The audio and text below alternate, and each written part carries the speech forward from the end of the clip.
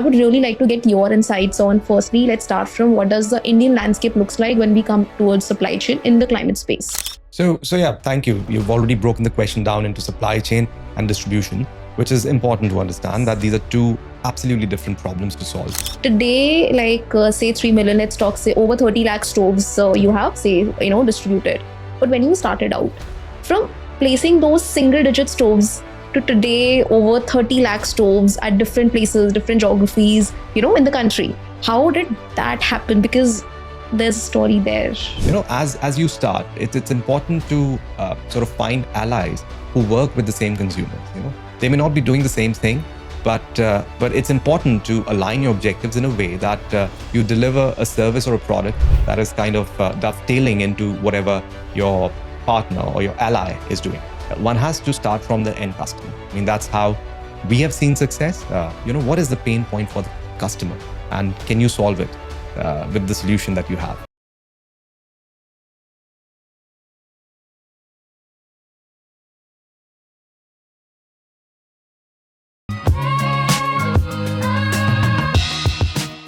Hello everybody, welcome back to another episode of the clientpreneur show. आज के episode पे हमारे साथ हैं हमारे green hustler Ankit Mathur, co-founder of Greenway Grameen Infra.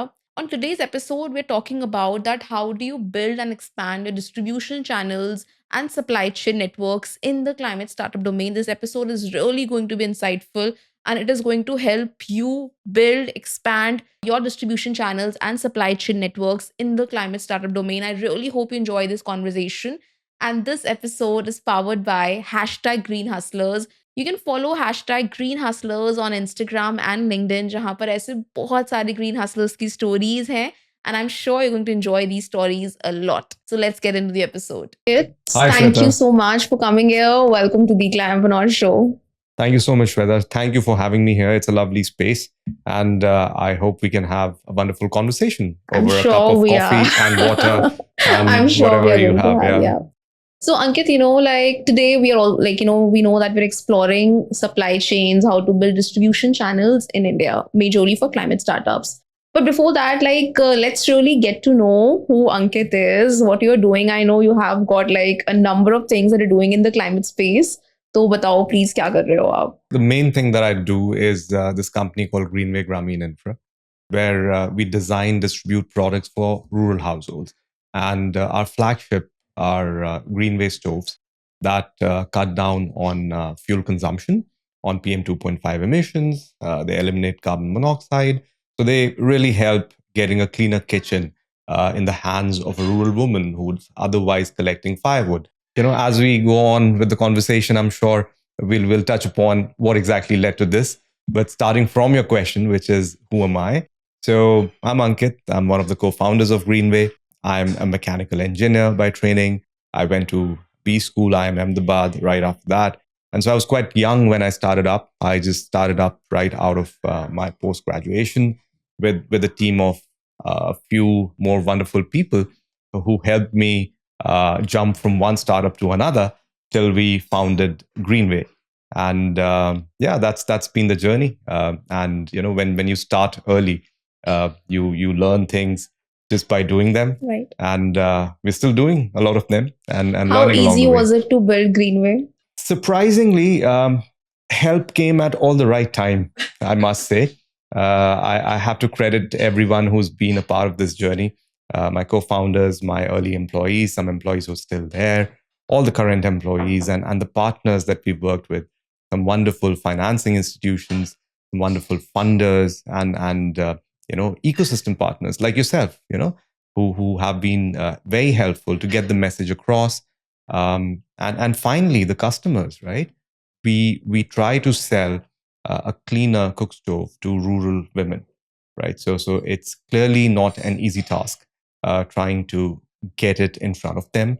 It's a lot of demonstrations, it's a lot of convincing, sometimes working on what we can do about affordability there, right? And of course, supply chain, trying to manufacture it, the right quantity at the right time, at the right price, and getting it in the hands of the consumer. So I must say that it's been quite an interesting and rewarding journey. And we're still quite young. So we want to, we want to still, sort of continue on that. Like today, do you have like a number that how many stoves that, maybe are in use, like how many Greenway stoves are in use today? Do you have like a number? Sure. So we've distributed over 3 million stoves starting from when we started selling in early 2012. We spent a good part of 2010 and 2011 just designing the product. And it was only in 2012 that we had a good product to distribute. Most of these have gone out, most of these 3 million have gone out in the last 5 years. And last year, we distributed about 500,000 of those. So yeah, I would say that good 2.5 million should be in customers' homes, and hopefully they're all using them. My question to you here is, Ankit, like, because, we have been on our entrepreneurial journeys, like, of course, in different spaces, but today, like, say 3 million, let's talk, say over 30 lakh stoves you have, say, distributed. But when you started out, right, maybe the first stove, the second stove, maybe under 10 single digit stoves. Right. So from placing those single digit stoves to today over 30 lakh stoves at different places, different geographies, in the country, how did that happen? Because there's a story there. Absolutely. I mean, that's a lovely question. And I love how you've asked it, starting from, the first stove and then going to the next one and the next one and the next one. Interestingly, we have been helped by a number of financing partners right from the start, right from the time that we understood that we have to be in rural areas. And one of the things that you need to do for marketing or distribution there is to be there, right? There are 4 P's of marketing. The most important one is place in some cases. Yeah, we had the product, we had a price for it, we knew sort of how to promote it. How do you get it there, right? And in this case, what really helped was our perseverance to just go to those geographies ourselves, interact with women of the households ourselves. And when I say ourselves, it doesn't mean that it was just me and my co-founders and my employees who were doing that, but also the partners who allowed us to sort of be there in the places that they were active, where they were either actively doing SHG financing or doing development activities, or probably just doing CSR projects, or more recently now doing carbon projects where you can distribute cook stoves and potentially amortize the carbon offsets that come from it, and make it affordable for the end user.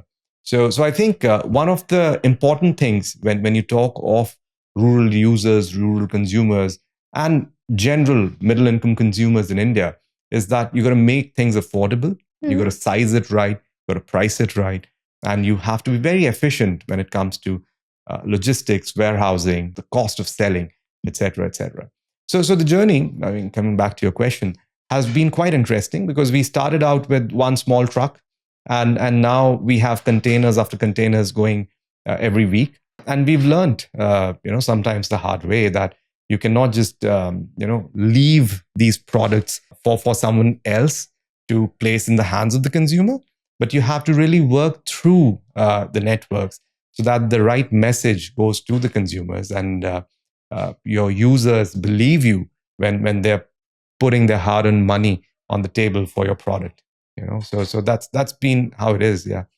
I love the feeling, and I feel like a little emotional when you say that you had like a truck and today you have containers for containers. I really hope that journey, continues and even grows further. Today, we know that the Indian climate startup ecosystem is booming, and like the startups that I have spoken to, so many of them are also struggling in terms of, how do they set up their supply chains? How do they set up the distribution channels? Because you have done it like so beautifully, and you are our green hustler, who has done it. I would really like to get your insights on, firstly, let's start from what does the Indian landscape looks like when we come towards supply chain in the climate space? So yeah, thank you. You've already broken the question down into supply chain and distribution, which is important to understand that these are 2 absolutely different problems to solve. So when it comes to supply chain, one is that there's been a big push to get things being made in India. There's been a lot of work by government agencies, by companies themselves to actually get components into India, right? And I'm talking hardware supply chains here. However, there still remains a lot in terms of the enabling services to actually innovate on certain components, to actually increase the amount of value addition that we have in India. I mean, it would be foolish to think that if you have pre-populated PCBAs coming in from China and you just assemble them with components that are also coming from China, you would be able to innovate beyond a point, right? So for all the innovators out there, what's important to understand is how important is insourcing your supply chain? Is it really important to manufacture, or can you find a reliable partner to make it for you, right? Do you want to be in the supply chain side of things, or do you want to be on the distribution side of things, which sometimes creates a lot more impact, right? Because even getting the right thing which you've sourced properly assembled and then distributing it properly creates a lot of impact. So I think for the startups, this is the key question to answer. That do you want to be in the supply chain side of things, on the sourcing, manufacturing, or do you want to be on the distribution side of things? When we started out, we wanted to be a design and distribution company, not a manufacturing company. We sort of manufactured by accident because we could just not get our partners, manufacturing partners, to sort of work at the same quality, price, and sort of timeliness that we would have desired. Maybe we were too ambitious, but it has worked out in the sense that we were able to backward integrate into manufacturing, and that has been a learning journey in itself. It's very rewarding, but the time horizon for addressing that is very different from addressing the time horizon that you need to address the distribution side of things. So I think the key question to answer for any startup is whether you want to be in that part itself or not. And once you've decided that, then you'll have to put your laser sharp focus there to address that. And do you have like any sort of case studies or any sort of companies or organizations in India, outside India, who have sort of, on both sides, who have done like really well in supply chain, and or people who have done really well in distribution, or say both? Fair. So I think let's talk climate, since we're talking climate, and let's talk rural, and let's talk about areas that do not have electricity, for that matter, right? And I think there are a number of companies that have done great work in terms of getting appliances as well as electricity into the hands of consumers who otherwise had very unreliable electricity at their homes. So they were suffering without lights, for that matter, maybe burning a kerosene wick or something, right? So there are a number of companies that have done amazing work, starting from Pico Solar all the way to installing, home multi-kilowatt systems right on your rooftop, correct? And then there are banks, there are DFIs, there are NBFCs that have been financing that, correct? And now, if you look at their business model, the success came from the fact that they just set up a very efficient sourcing system from wherever the materials were cheaply available from. So instead of trying to insource everything, what they focused on was focusing on the customer and making sure that the right product was made available at a price and potentially a payment plan that was good for them, right? And just sourced everything from China. Lucky for them, the prices of lithium-ion battery packs, the prices of solar cells, solar modules, panels, everything just kept falling. And the consumers had the things that they wanted to in small packets all across sub-Saharan Africa, all across India, at the right price, right? And the financiers kind of enabled that, correct? So this, I think, has been a big success story. I mean, you see it playing out in small appliances like Pico Solar, home lighting sets, and then you see it on solar rooftop, and then you see it on large infrastructure projects as well. But that's a separate story. And then you have people who are setting up mini grids, right? And so they're solving for this by ensuring that the appropriate service is made available the appropriate product is made available at the right price without really worrying about, whether they are manufacturing it or not. No, we love manufacturing at Greenway. We design products, and I do spend a lot of time working with my engineers. But again, I would say that one has to start from the end customer. I mean, that's how we have seen success. What is the pain point for the customer, and can you solve it with the solution that you have? And how do, like, say, sorry, as you talked about NBFCs, and so are these people really open to sort of, investing in or funding these things? Oh, absolutely. I think the appetite for financiers to actually put their money on climate startups is increasing by hordes. You have large DFIs uh, who have done really atypical deals that they would not do otherwise 4 or 5 years ago, with the clear intent of showing delivering climate action. Just to give you an example from Greenway, we just closed a round of financing with ADB for debt, so that we could put out 1 million stoves across India, especially in MP and Orissa, across carbon offset projects for which we have off takers. This is a sort of atypical deal which would be considered too risky. Today, you have a large DFI showing the way on that, and you have startups that are able to structure such things. You have other DFIs, you have regular NBFCs and banks also financing a lot of these assets. It also helps that the interest rates are slightly high right now, and the cash deposits in the bank overall in the system are sort of on the higher side.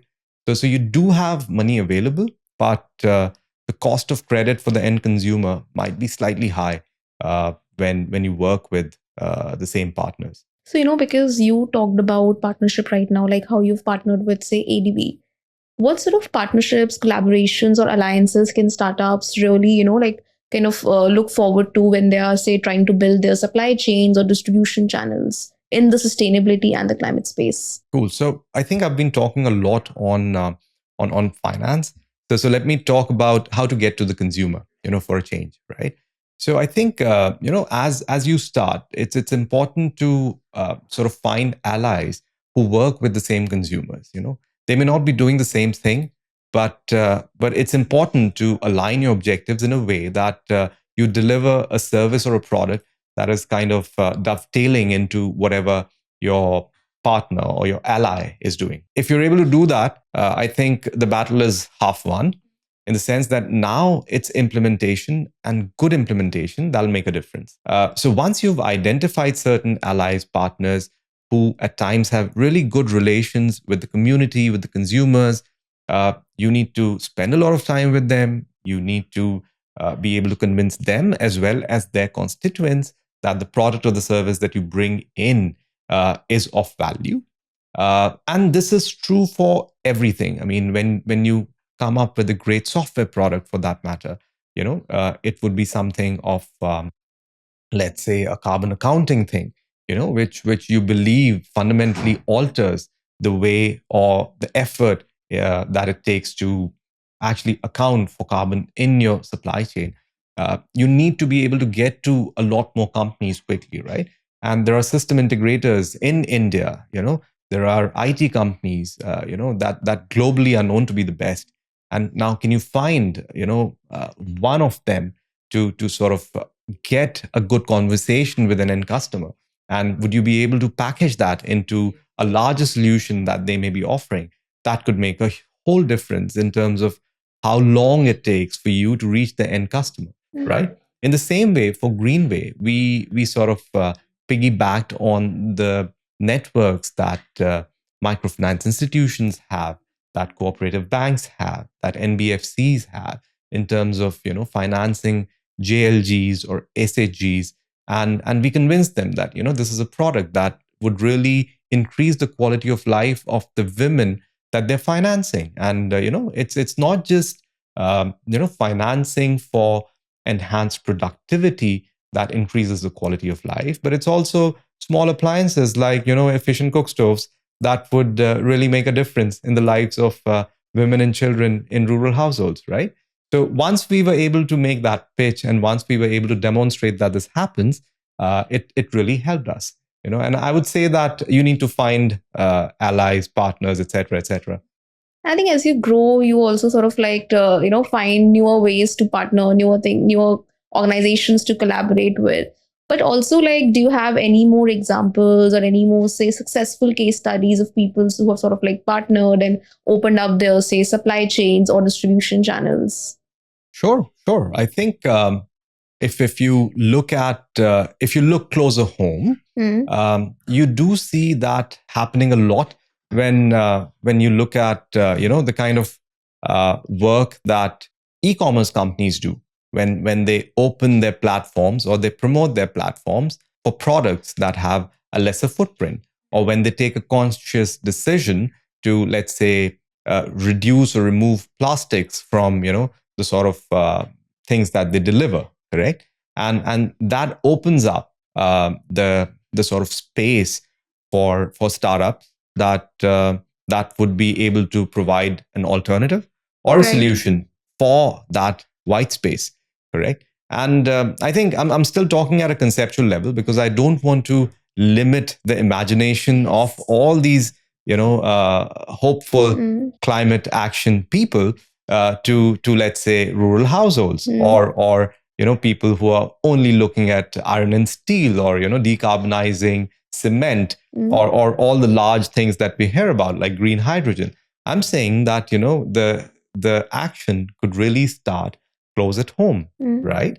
And you need to find just the right partners to be able to just fit your solution in whatever they are doing, or whatever is reaching your intended customer, if that makes sense. That's very interesting. And also, like, because since you mentioned, green hydrogen and, iron and steel decarbonization in those sectors, I don't know, like, if you have like any sort of examples from those sectors. Like, we talked about energy, we talked about mini grids, we talked about pico solar, we also talked about, how you are doing it with the stoves. Can we talk about like some different sectors and say how have people, say, made their supply chains or distribution channels in different sectors? Do we have examples? Well, that's a tough one, because each sector has sectoral experts. Any two or three sectors that you can think of? Fair enough. Let's talk cement, for that matter. And I'm no expert at but just from the just from the outside. Yeah. The CO2 that's released in clinkering is the main sort of culprit when it comes to sort of making cement. Yeah. So if you can reduce the amount of carbon dioxide that is being released when you're clinkering, you reduce the amount of embedded carbon in cement, right? Or you can reduce the amount of clinker by itself in the cement. So if you can have an additive that would not affect the sort of compressive strength of cement as it cures, while reducing the amount of clinker that goes into it, there you have it. I mean, there you have reduced some amount of carbon dioxide in a fairly hard to decarbonize sector, and you would have results in terms of large numbers across the economy, because that has a trickle down effect on everything, right?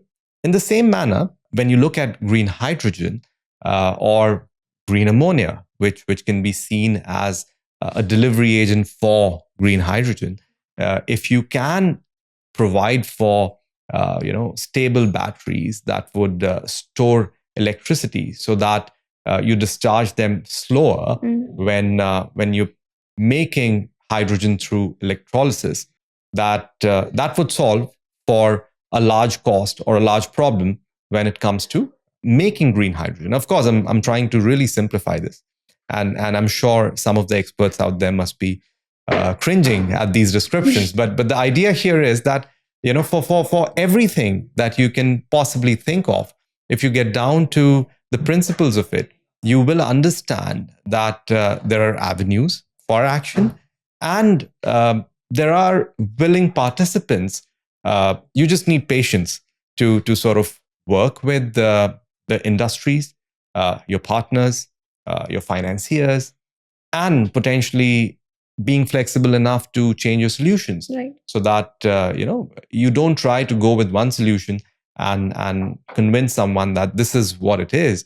You rather try to work with them to understand what the problem is and propose a working solution that is a win-win.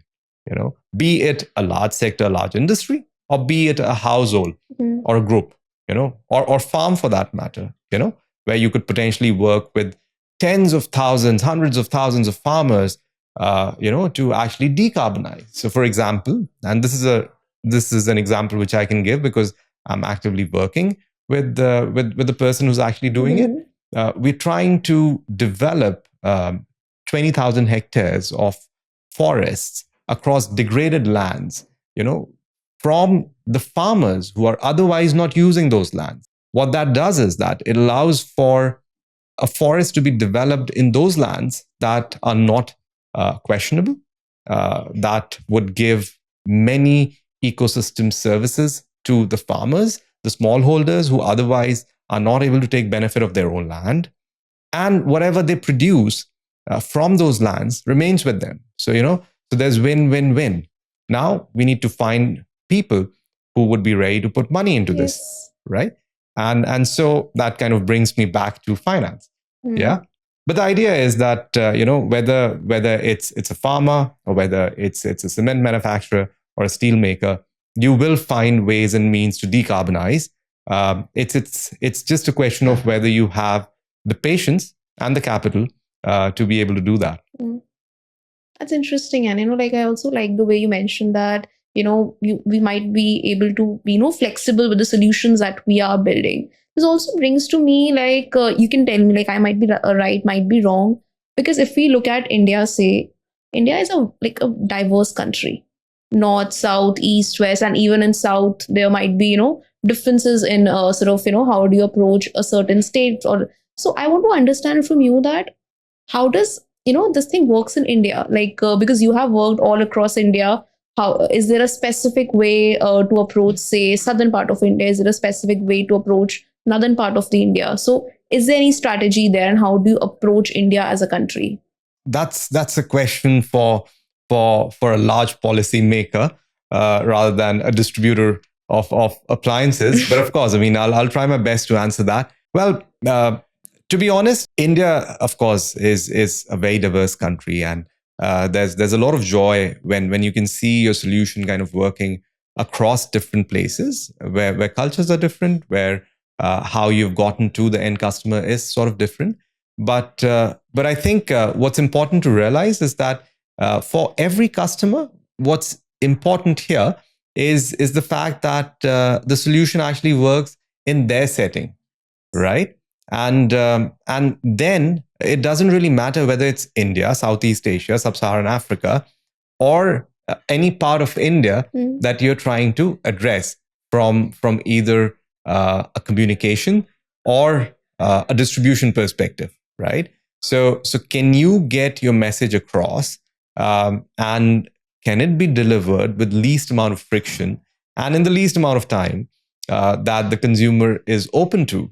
And can your solution be delivered in a manner that's affordable to the consumer is what is important. So, for example, there are certain places where we know that, we're working with tribal households that have limited access to capital. And we know that we need some sort of subsidies, be it private or public, to be able to get them a Greenway jumbo stove, which otherwise would be marked at $34.99. And it would be foolish for us to think that, a tribal household in Jhabua will pay $3,499 for the product, right?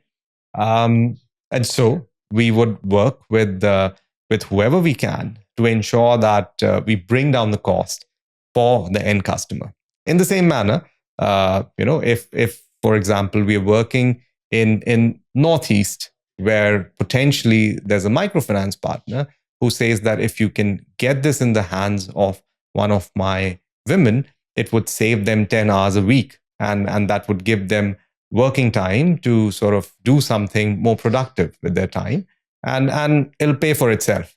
And so we'll be happy to work with them to sort of figure out some sort of a payment plan for the end consumer, where again, it's a win-win for all parties concerned.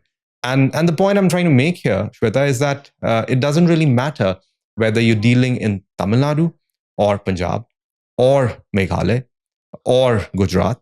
The idea is that if you come back to the principles of it, you would find a solution with the same sort of metrics and the same sort of levers that are available to you. And you would, of course, have to sort of make it culture appropriate. And yeah, hopefully, knock on wood, it would work. And Yeah. as a startup, like, how do you do it? Like, because when we have, say, a product that's ready, we know that the product is good, the impact it can create is good. And again, if we are, say, going India centric first and first local and then global, and India, of course, like as we talked, has different geographies. So, do you have like a specific team, like this, say, this person would look forward to building collaborations in the north, this one in the south? So, because opportunities are endless. That's good. How do you handle that? For example, for me also, like as we talked about, we are right now in the phase where we are building collaboration pan India. And sometimes it is like, because, okay, I need to have like a map in place, keep ticking the states, keep ticking the cities we are Right. in. So how do you do it, or how did you plan it? Sure, I'll try to answer it. I don't know how well I would be able to do that, but the idea here is that how do you break a problem down to make it sizable for your team and your co-workers to be able to focus. Yeah, I mean, as a startup, one has to focus, and you do let go of opportunities if they tend to take you off focus, right? So what I would say is that the way we did it was more of a land grab approach.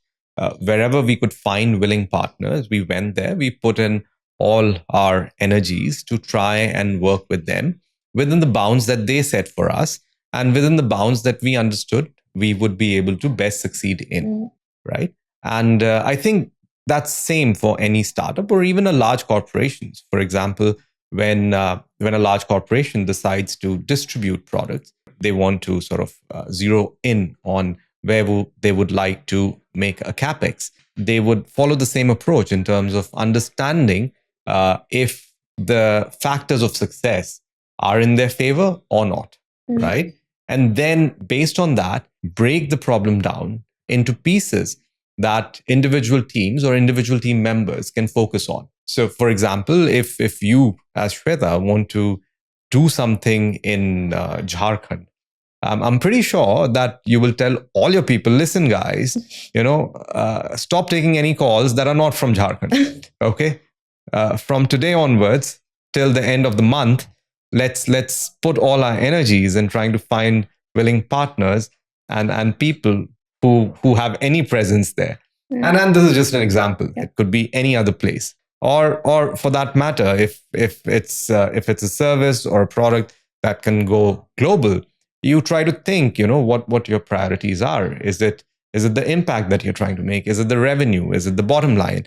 Right? And where will I find paying customers? So for example, all the SaaS companies, they try to find customers in the US because there's a method of selling. There's a willing population of B2B customers or B2C customers who are willing to pay for those services, and they're able to focus on that particular territory and then put all their efforts in trying to figure out what are the lead and lag metrics to actually measure that, right?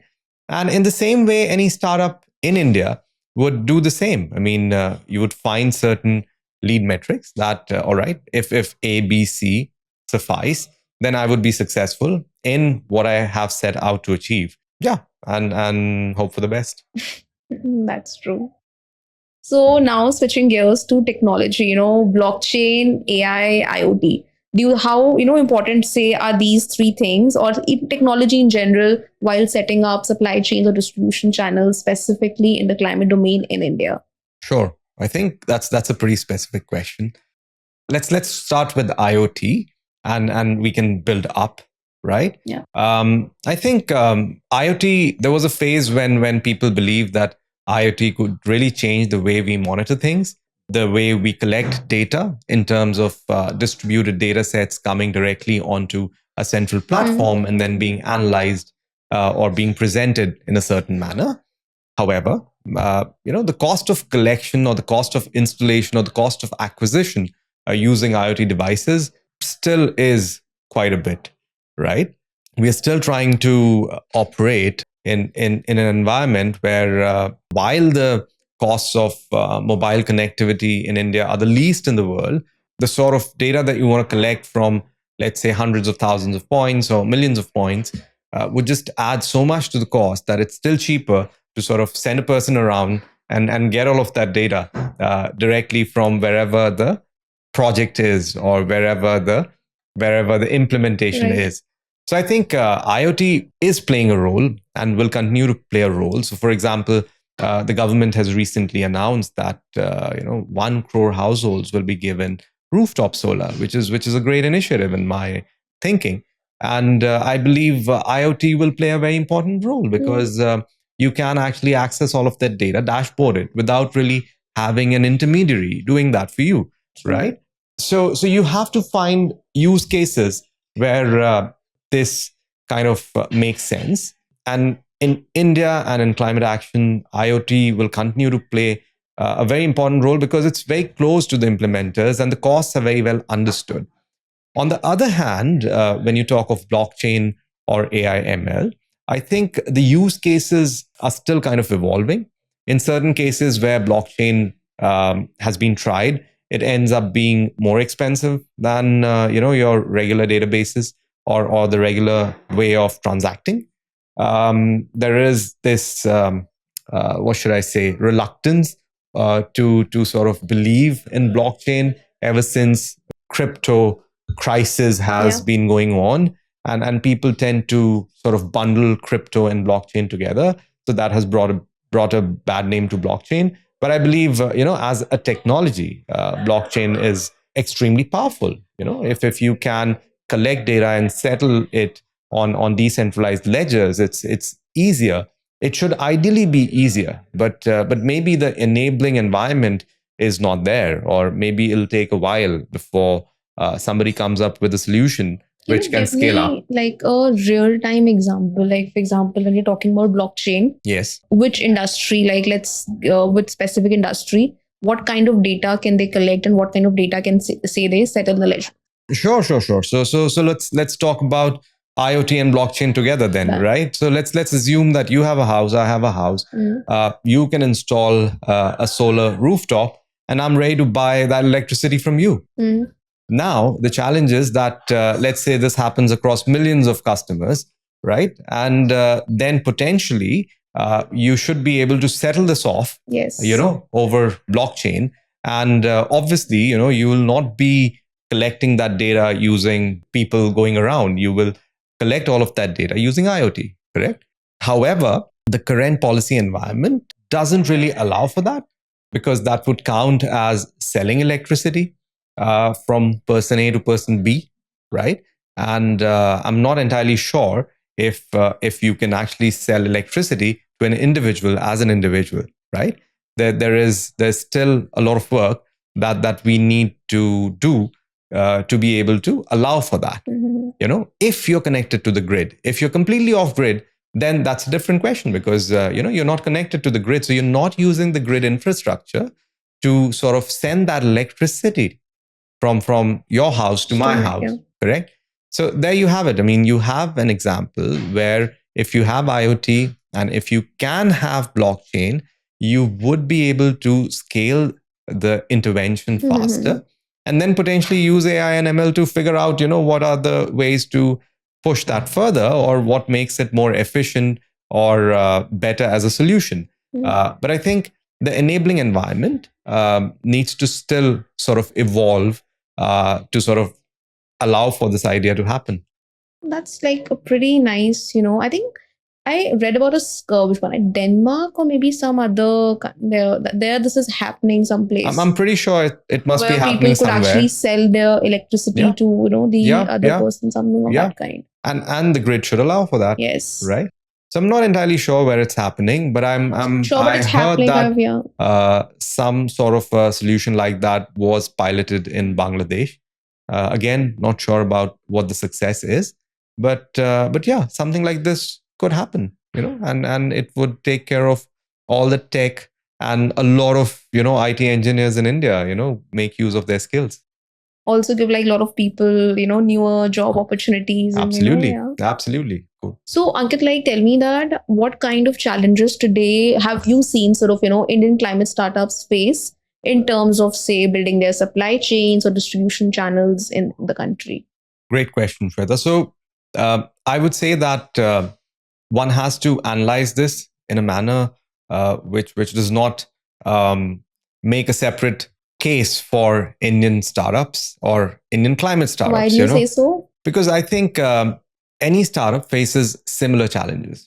There's a high mortality rate when it comes to startups, and startups in a way kind of the founders build the resilience to sort of overcome that early mortality, right? Escape the valley of death, and then sort of succeed. And I think when it comes to climate startups, especially the ones that are trying to implement things, that are trying to work with hardware, they're beset with all the challenges that some of the other companies are, even the larger ones in India, where as I earlier mentioned, there's a lack of ecosystem to sort of go up in the value chain. I mean, a lot of things are still coming from different parts of the world and getting assembled here. And unless we are able to overcome that, it would be difficult for startups to go up the value chain, because even if they do innovate and they do come up with a solution, they kind of lack the building blocks to assemble all of this, to make all of this here and now, and then also implement it. So if they get involved in the whole global supply chain, then a lot of their energy will go into solving that. I've seen that like some of the startups with them, like they have like a product and they want to sort of, go for the manufacturing side, either find from, outsource or plan their internal. But oftentimes it's very expensive. And that is the phase where they are struggling with, because like if you go for, like for someone else where you want someone else to manufacture for you, they also have like some amount of MOQs. Right. And often like startups do not have that amount of, POs or orders for fulfilling those MOQs. Fair. So how like have you seen something of this happening, and how can climate startups sort of navigate through this? Oh, I've seen this happen all the time with Greenway. Yeah, where we've come up with a design and we're trying to prototype it, and we try to understand if we can get someone else to prototype X numbers, and almost no one's ready to make that small X number, right? So I think that's the challenge for any climate startup, to sort of break from this idea that they should prototype when there's a PO backing it. And I think that is where risk capital really helps, where risk capital could actually allow startups to innovate, right? I mean, this risk capital could come in the form of equity, it could come in the form of grant, it could come in the form of some sort of a convertible or whatever. But the idea here is that in India, it's difficult to prototype.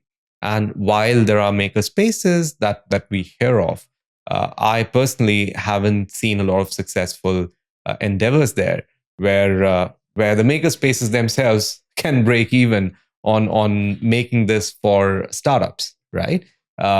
Their business ends up being prototyping for larger companies, right?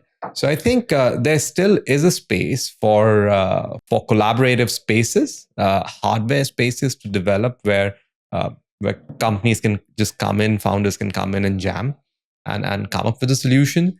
But then, because it's typically complex, I mean, there are IP issues. There's a lot of capex that goes into putting all of that infrastructure together. It's still a problem that we are to solve in India. It'll take time. And is it like across sectors, like, or is this is more focused towards one specific? Because in a hardware also there are different sectors. Yes and no. I mean, I would say that have some sectors evolved, and if yes, what are they? Do you have any examples? Well, actually, I don't have very many great examples there, but I do feel that the software sector in India, the IT sector has been able to break through the shackles, and we are building world-class products, right? And it's only a matter of time before we are able to replicate some of this when it comes to actual products. I mean, they may be simple products, but at least we are able to do that. In terms of complex, electromechanical integrations, I still feel that there's a long way to go before we can say that Indian startups will take a lead and will make world-beating products, because there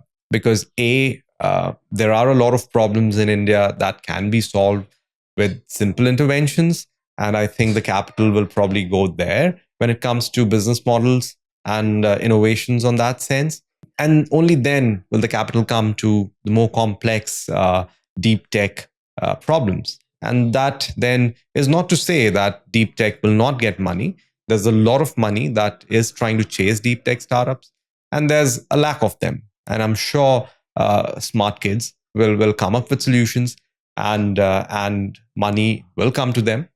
But at this point, I don't have enough, numbers or I'll give you like a examples. little activity. Let's do like a little thing. I'll Sure, give you sure. like one or two different ideas of, say, products or startups. You give me two answers that how should this startup, say, who has developed a product, go towards prototyping? What kind of partnerships they can potentially build? And for example, if I give you a state, or say, what state should they start with? Okay. So, for example, we have a startup who's building, say, carbon negative tiles. They have built the product. Now they are looking for, say, manufacturers to make it in sufficient quantity. And what state should they go for? Oh, they should just go to Morbi in which is near Rajkot in Gujarat. That's where all the tiles are made. Somani and your. But Samani and all these companies, would they want like this startup to sort of flourish? Why not? I mean, it doesn't really matter, right? I mean, if the idea is not for one of the larger companies to sort of see this as competition, it's more for the startups to understand that whenever there's a large company that operates in a certain place, there are other smaller vendors and enabling environment that allows for this large company to be a big brand, right? So let's say if you tell me that you want to make an EV, where would you go? You would go to one of the places where the automotive supply chain is already there, and where you have the tier 1, tier 2, tier 3 vendors to the OEMs, the large OEMs that operate today already present, right? And so if it's tiles, go to Morbi. And say, which state should I start with if I have to sell my carbon negative tiles? Oh, that I would not know. No? That I would not know. I mean, if you want to sell carbon negative tiles, you maybe start with trying to sell them to Microsoft or Amazon or Meta, and check with them if they're setting up a new global capability center, and if they would have a space that would probably be happy to pay a slight premium for a building material that has less embedded carbon, right? So yeah. Or say if I have like an air purifier for public spaces, how do I reach out to, say, government or metros, or, so that my purifier could be placed in the public spaces? Again, I mean, that's a difficult one. I have not personally worked a lot with public agencies to be able to answer that. But what I would say is that public agencies are definitely interested in creating examples of cleaner air. So I think you have to go to urban corporations that have some money in their hands and that have some money set aside for pilots, and pitch this as a pilot project. And if I have built a battery which is different from the current composition and it's better, it performs better. So what should I do? You'll have to go to Exide or Amaron or one of the large manufacturers to check if what you're claiming is actually true. You'll have to be careful in terms of making sure that the IP remains yours, and also potentially get somebody to certify that it really works, and somebody to actually study the flow to see if not enough material is wasted in making that chemistry because a lot of work when you scale things up is about doing it efficiently. Yes. Right?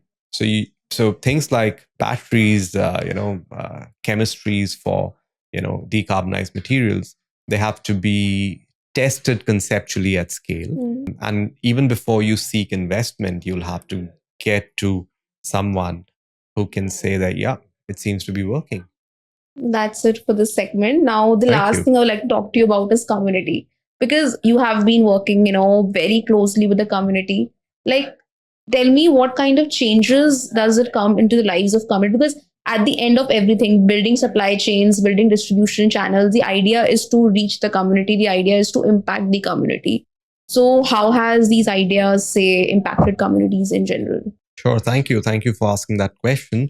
I think in general, communities are at the heart of how we live our lives in India, right? And so any intervention that we do, be it large scale or small scale, has to be seen in the light of how does the community benefit? How do large number of people benefit from this sort of intervention? So if I take a broad example, when you build roads, and the government has been building roads, and when these roads reach towns and villages, it enables people from those towns and villages to come and have experiences in urban areas, and it allows for commerce to flow both ways, right?